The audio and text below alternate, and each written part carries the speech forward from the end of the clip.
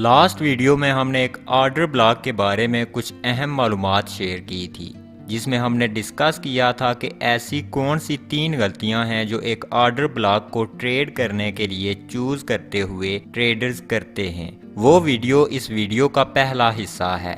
अगर आपने वो वीडियो नहीं देखी तो डिस्क्रिप्शन में उसका लिंक मौजूद है, आप अभी भी देख सकते हैं। आज वीडियो में हम डिस्कस करेंगे 5 ऐसे उसूल या फिर कंडीशंस जिनकी बुनियाद पर आप एक राइट ऑर्डर ब्लॉक ट्रेड करने के लिए चूज कर सकते हैं।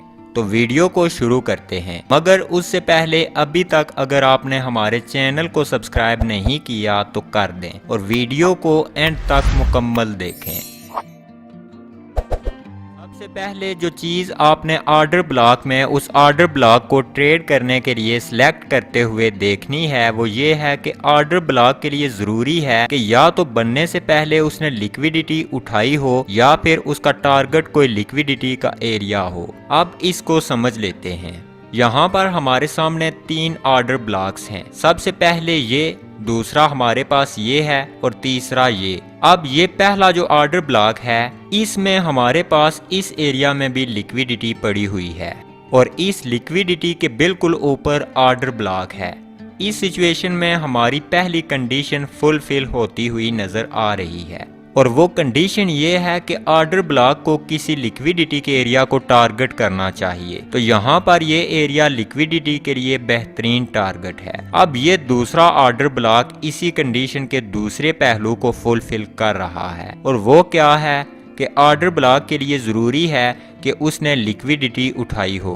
तो यहाँ पर देखें, इस ऑर्डर ब्लॉक ने बनने से पहले इस एरिया से लिक्विडिटी उठाई है और तीसरे में दोबारा इस ऑर्डर ब्लॉक का टारगेट ये लिक्विडिटी है। तो पहली कंडीशन बहुत ही सादा है, या तो ऑर्डर ब्लॉक ने लिक्विडिटी उठाई हो या उसका टारगेट कोई लिक्विडिटी एरिया हो। यहाँ पर पहला ऑर्डर ब्लॉक लिक्विडिटी उठा चुका है, दूसरे का टारगेट ये लिक्विडिटी एरिया था और तीसरे ने इस एरिया से लिक्विडिटी उठाई है। दूसरी चीज जो आपने एक सही ऑर्डर ब्लॉक में देखनी है वो ये है कि इस ऑर्डर ब्लॉक ने वाज़ह तौर पर या स्ट्रक्चर को ब्रेक किया हो या फिर चेंज ऑफ कैरेक्टर देखने को मिला हो। मिसाल के तौर पर अगर प्राइस लोअर लोज और लोअर हाइज की एक सीरीज बना रही है तो आपने उस ऑर्डर ब्लॉक में शामिल होना है जो बहुत रीसेंट हो और साथ ही साथ उसने स्ट्रक्चर को ब्रेक किया हो। मिसाल के तौर पर ये जो ऑर्डर ब्लॉक यहाँ पर बना है, पहले इसने यहाँ इस एरिया से लिक्विडिटी उठाई है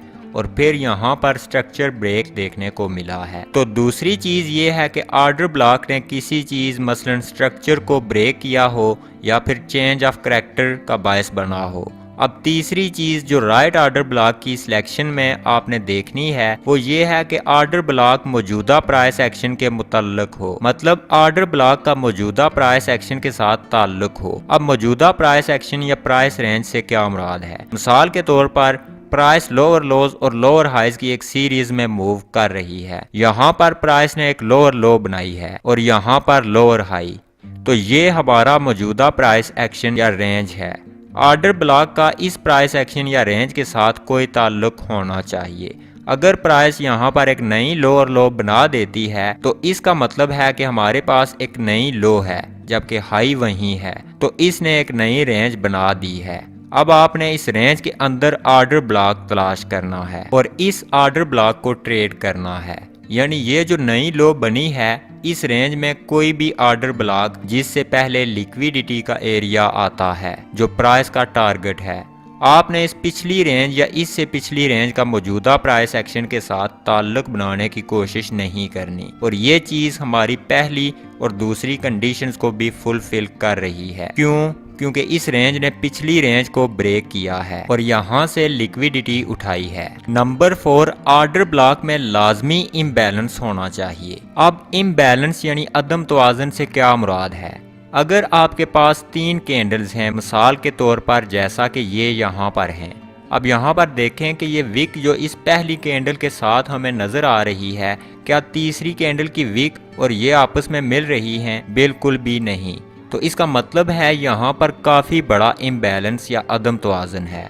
आसान लफ्ज़ों में यहाँ पर इसका मतलब है ऑर्डर्स का बहुत बड़ा एक पोर्शन अभी मार्केट में एंटर हुआ है। और ये हमें क्या बताता है, ये हमें बताता है कि प्राइस को यहाँ पर इंस्टीट्यूशंस मूव कर रहे हैं, क्योंकि सिर्फ इंस्टीट्यूशंस ही हैं जिनके पास इतने पैसे हैं कि वो इम्बैलेंस पैदा कर सकें। तो पॉइंट नंबर 4 ये है कि इम्बैलेंस होना चाहिए। आखिर पर जो चीज़ हमें देखनी है वो ये है कि ऑर्डर ब्लॉक को ज़रूर किसी लिक्विडिटी पूल को टारगेट करना चाहिए। अब हम इन तमाम उसूलों को उठाते हैं जो हमने सीखे हैं और इनको इस रेंज पर अप्लाई करके ट्रेड लेने की कोशिश करते हैं। तो सबसे पहले चार्ट पर प्राइस एक्शन को देखते हुए इसको मार्क आउट करते हैं। सबसे पहले हमने स्ट्रक्चर को मार्क करना होता है। जैसा कि आप देख सकते हैं कि यहाँ पर हमारे पास एक लो है, यहाँ पर हाई, यहाँ पर प्राइस ने स्ट्रक्चर को तोड़ा है, लोअर लो बनाई है और फिर पुल बैक किया है। दोबारा यहाँ पर लोअर हाई बनाई है, फिर प्राइस ने स्ट्रक्चर को ब्रेक किया है और लोअर लो बनाई है। दोबारा pullback, lower high, break of structure, फिर लोअर लो और फिर पुल बैक। अब यहाँ इस पुल बैक पर देखें, प्राइस ने यहाँ पर मौजूद तमाम पोजीशंस को लिक्विडेट किया है। ये ब्रेक ऑफ स्ट्रक्चर या चेंज ऑफ करैक्टर नहीं है, प्राइस ने लिक्विडेट किया है, क्योंकि ब्रेक ऑफ स्ट्रक्चर के लिए प्राइस का रेंज की हाई को तोड़कर उसके ऊपर क्लोज होना ज़रूरी होता है। तो प्राइस ने यहाँ पर इसके ऊपर विक बनाई, पुल बैक किया और दोबारा इस रेंज से ऊपर चली गई।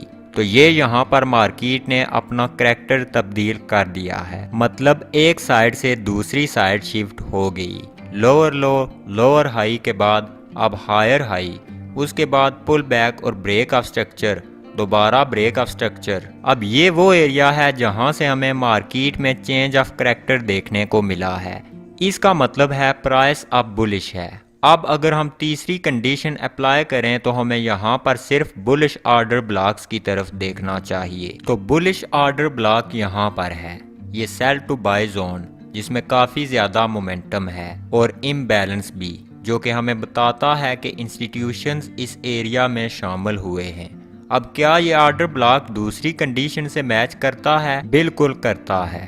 इसने यहाँ पर ये हाई ब्रेक की है, जिसके साथ मार्केट में चेंज ऑफ करैक्टर देखने को मिला है। अब ऑर्डर ब्लॉक ने ज़रूर लिक्विडिटी उठाई होनी चाहिए या उसका टारगेट कोई लिक्विडिटी एरिया होना चाहिए। क्या यहाँ पर इसने कोई लिक्विडिटी उठाई है?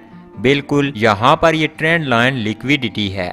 यहाँ पर तीसरी बार प्राइस ने इस ट्रेंड लाइन की सपोर्ट से पुल बैक किया था। यहाँ पर बहुत से बाइंग ऑर्डर और नीचे स्टॉप लॉसेस थे जो मार्केट ने उठाए। तो यहाँ पर वाज़ेह तौर पर प्राइस ने लिक्विडिटी एरिया को टारगेट किया है। उसके बाद ऑर्डर ब्लॉक में इम्बैलेंस होना चाहिए। तो यहाँ पर इन 3 कैंडल्स को देख लें, एक वाज़ेह अदम तवाज़ुन। आखिर में ऑर्डर ब्लॉक को लाजमी किसी लिक्विडिटी पूल को टारगेट करना चाहिए।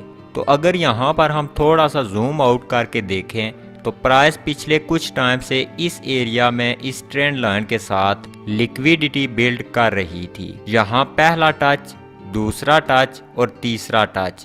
तो यहाँ पर हमारे पास लिक्विडिटी का बेहतरीन एरिया था। दूसरे लफ्जों में ऑर्डर ब्लॉक ने लिक्विडिटी पूल को भी टारगेट कर लिया। तो अब वक्त है ट्रेड लेने का। इस एरिया में हमने बाय पोजीशन ओपन करनी है। स्टॉप लॉस इस रेंज से नीचे और टारगेट हमने लिक्विडिटी के एरिया को करना है। उम्मीद है ऑर्डर ब्लॉक्स के मुतल्लिक ये कंसेप्ट्स आपको समझ में आए होंगे, और अगर कोई मुश्किल हो तो कमेंट कर दें। वीडियो अच्छी लगे तो लाइक कर दें और चैनल को सब्सक्राइब कर दें। नेक्स्ट टाइम तक खुदा हाफिज़।